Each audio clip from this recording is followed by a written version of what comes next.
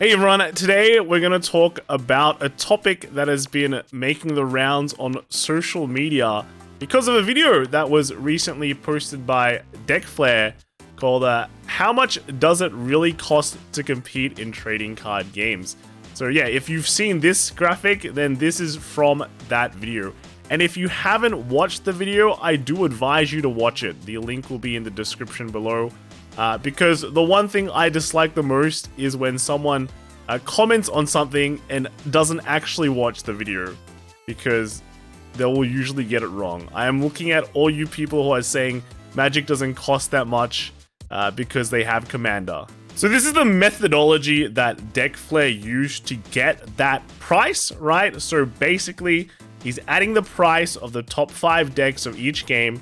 And then they're all going to be minimum rarity, right? We're not a big rarity hunter. And then he priced it on TCG Player on May 2nd. So that's the cost. And then he cut the duplicate cards in each deck that go over replace it. So basically, he's saying, you know, let's say you have 5 decks. You're basically going to swap cards in between them that, like, you know, other decks need, right? So you won't be buying, like, 16 copies of a specific card. You're only ever going to buy 4, and then you're going to swap those cards in each deck, and that's just basically going to be the price of the 5 decks. And then, you know, using that methodology, that's basically the end result. Vanguard, you know, $2,044 versus everything else. So let's just straight up, I'll answer the question: does it really cost this much money to compete in Vanguard? The answer will be no, but the video is still very, very important because I will show you another picture from it that's pretty important, and that is this. So let's kind of talk about how you actually compete in Vanguard. So first off, you know, there is a tournament coming up. You go, what is the best deck? You find ways to test the formats, a lot of different ways. And then you go, wow, this deck is the best. I'm gonna buy it, right? So in the end, you buy one deck, right? Sometimes you might go, but you know, I live in Australia or I live in X country, and the format is very different to the meta that we have, you know, currently. So let me buy a second deck that might also be really, really good. And then maybe close to the day, you're like, like if you're Solon, for example, right? You're, dang, you know, all my decks suck. I'm just gonna go like buy a third deck that could be really good, and then, you know, you buy that third deck, and the day before the tournament you just play Grand Blue. That's pretty much that could be how you compete. But the realistic situation that happens is you test the format, you buy the deck, and then you play, right? Where does the other costs come from competing? Well, then you also buy, you know, your mode of transport to the event, which sometimes is a plane ticket, and then you pay for accommodation, right? So that probably costs more than the deck itself. But yeah, that's basically how you buy a deck, bro. How you'd compete. One, you test, then you'd buy. You probably wouldn't buy like the top 5 and then test. Unless you do, in which then you must love Vanguard. Let's put it that way. But what this kind of graphic, this number tells you, right? This is pre cutting the dupes, right? What this number tells you is that, you know, buying a deck in Vanguard can cost a lot of money. Also, you know, this is the top 5 currently. Maybe not Minerva, right? You know, I think a lot of people will be saying the 5th deck is this, the 5th deck is that. But, you know, Minerva is actually pretty cheap, so it's actually helping Vanguard a lot. So let's just leave it at that. What this graphic is telling you is that each deck in Vanguard is kind of expensive.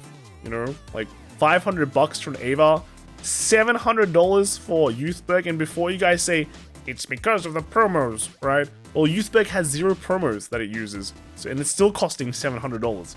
So, yeah, that's not good. Chronojet has no promos. It is one of the cheaper ones, of course, but it's still 310 USD.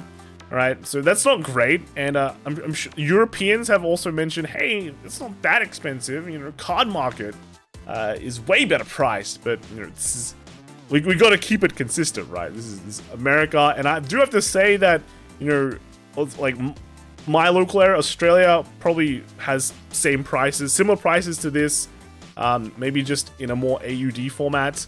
You know, just, you know, you have to adjust for like, there's like less plays here, so some stuff might be cheaper. But overall, it's the reality is Vanguard is just kind of expensive, at least in English. In Japan, we bought an Ava deck for around 25 to 30k yen, and then that would pretty much be 300 USD. But that's kind of its own kind of thing. I'll talk about it later. I think the title is kind of wrong then, right? How much does it really cost to compete in trading card games? I think it should be more like, how much does it cost to just play trading card games? Because if you were to play Vanguard, I think it'd probably be hard for you, if you were a true lover of the game, you wouldn't be just playing one deck, you'd probably play multiple decks because you like the game so much. And Vanguard is costing you a lot of money to play multiple decks, you know? Of course, you could play less top tier decks, but hey, you know, people like power, right? People like power. So if you wanted to have more fun, it would cost you more money for that more fun to play multiple decks. The one thing that this methodology, well, like this doesn't really say though, is that in standard at least, the decks that you buy do last a longer time. Some of the other games, the formats change very, very quickly. While playing Vanguard, you know, you buy an Ava deck from like set 6 in English, so from like last year, right? And your deck is pretty good until like even up to set like 10, it's still like a very strong deck. Going to set 11, it's gonna get more support. So, you know, if you really wanted to, if you bought the strongest deck back then, you'd be sitting on a very, very strong deck that has lasted you for a very long time. If you bought an Overlord deck, right, same thing. You do have to buy like a new promos, but you know, the core of your deck is still there. It's still good. If you bought a Chronojet deck, especially in Japan, right, it's been lasting you for over 6 months now, which is really good. That's like Pokemon levels, right? If you bought a Mew deck in Pokemon, you're probably still playing it. So overall, the length of a goodness of a deck in Vanguard is actually like not bad. But if you look at the price though, we are reaching a level which is like pretty much G levels of price. When people were complaining about buying 4 next stages and it cost a lot of money, and then Boucher had to apologize, and then, you know, eventually rebooted the game because it cost too much, things are getting too complicated. We are reaching that price level, right? Which is kind of concerning. We are talking about standard. This is the entry level of the game. And when, you know, people go, I want to build my favorite Youthberg deck because it's edgy and cool, and then you go, $700 please, that's not a great look, right? That's not a great look. That's bad for the casual side. And as a competitive player, we want both sides to be to benefit, for the game to benefit, right? That's very, very important. That's something I always kind of say. So when we look at these prices, it's actually kind of concerning. One thing people might say is that this methodology doesn't benefit Vanguard because, you know, if you look at here, there's like 4 different nations in the top 5 decks. And basically in Van, because of the nation system, you can't really, there's not really any duplicates. While something like Yu-Gi-Oh, for example, you know, you buy Zeus and you can put it in every single deck. You buy Ash Blossoms, you can put it in every single deck. You buy trainers in Pokemon, you can use in every single deck. So, you know, that's where all the cost goes. But I don't think that's the issue at all, right? The reality is that, you know, if you wanted to play multiple decks in the formats, and, you know, because of the nation system regardless, it does cost you money. And it's not cheap, right? Of course, you know, if every single deck here was just from Dragon Empire, then yeah, okay, you know, you save money on the overtrigger and, like, you know, effect triggers and things like that, but it still costs you money, right? It still costs you a decent amount of money. And like, if you look at the end price, what, like Minerva and Youthberg, they kind of use, they're from Keter, right? It saves you around, the end price was 2044, while the pre-price here was 2255.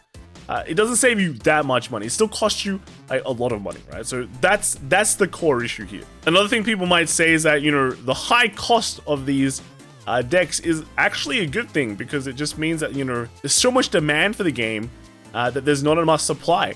And yeah, maybe there's not enough supply, but maybe we should change that. In Japan, everyone has a like easy access to a lot of cards, right? and it just makes their supply and demand systems very, very different from the West, because you have to like remember the English format, right? It's like a global, it's a global format. While like everything is concentrated in Japan, not everything is concentrated around the world. So in terms of like accessibility to cards, I'd have to say it's like a much more different system, which can increase costs, right? One of the things with the reprint system that's going on in Japan, when we look at, like, the joke right now is like when they reprint a card, you know, the prices never go down. But what it does is that it increases accessibility to the cards, which is big in Japan. But that doesn't really work for English, right? Because again, like I mentioned before, we're a global community. We're everywhere, right? So we're not actually getting that much extra accessibility to the cards, but our prices still aren't going down either, which is a big problem. That is a huge problem. So I think this is definitely something that, you know, they've made a shoe that fits Japan, but it's clearly not fitting the feet of the world, I want to say. So again, I've mentioned this before. Well, global problems require global solutions. A different solution compared to Japan is basically what I'm saying, right? So I think that there's definitely that the English side can definitely work on, right? I think it's very, very important. Especially because if you want to grow the community, you need these prices to go down, right? You want them to go. Of course, you don't want every deck to be like just $5, right? Well, maybe you do, but then, you know, no one. It's kind of like not profitable then, I guess, for like stores. If your sealed product is just like absolute Gabaggio price, right? But you don't want it to be this high. There is a nice balance where, like, you know, prices can be good, right, for everyone. So yeah, that is basically my thoughts on it. So just answering everything, no, it doesn't really cost that much money to compete in card games, in Vanguard at least, right?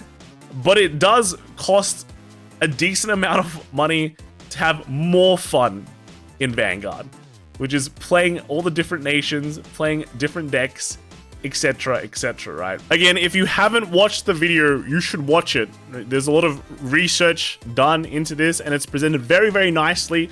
So big props to that. DeckFlair does make a lot of content when it comes to like budget decks as well. So great stuff. And if you haven't subscribed, make sure to do this. You click the subscribe button, and yeah, subscribe to him for more good content. And that's pretty much it.